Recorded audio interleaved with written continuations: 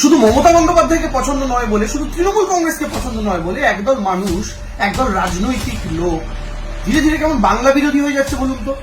সমস্ত বিষয় বাংলাকে অপমান, বাংলাকে অসম্মান করতে পারলে তারা যেন আনন্দিত হয়। আর ঠিক এর বিরুদ্ধে লড়াই করার সময় এবার এসে গিয়েছে বাংলার কোটি কোটি ছাত্র যুবক, সময় এসে গিয়েছে বাংলার কোটি কোটি জেনজি এর। অভিষেক বন্দ্যোপাধ্যায়ের ডাকে বাংলার ডিজিটাল যোদ্ধা, নতুন কর্মসূচি। এই যোদ্ধা কারা হবেন? এই যোদ্ধা হব আমি, এই যোদ্ধা হবেন আপনি, যারা বাংলার সম্মানের পক্ষে সত্যি ঘটনাকে ট্রেন্ড করাবে।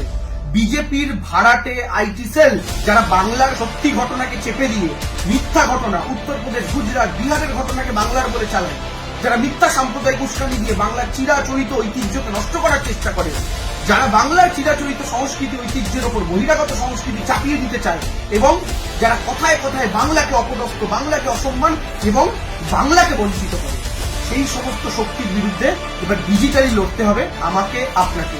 আর আমাদের সেনাপতি অভিষেক বন্দ্যোপাধ্যায় ডাক দিয়েছেন। তাই আসুন আমরা প্রত্যেকে এডি ডিজিটাল যোদ্ধা, স্ক্রিনে দেখতে পাচ্ছেন, এই ওয়েবসাইটে রেজিস্ট্রেশন করি এবং এই ওয়েবসাইটে রেজিস্ট্রেশন করুন নিজের জেলা, নিজের নাম থেকে শুরু করে সমস্ত ডিটেলস দিয়ে, এবং আসুন আমি আপনি এই বাংলার সম্মান রক্ষার্থে, এই বাংলার মান সম্ভ্রম, এই বাংলার ঐতিহ্যকে রক্ষার স্বার্থে প্রত্যেকে এই ডিজিটাল যোদ্ধা রূপে নিজেদেরকে স্বীকার করি বহিরাগত শক্তিদের বিরুদ্ধে।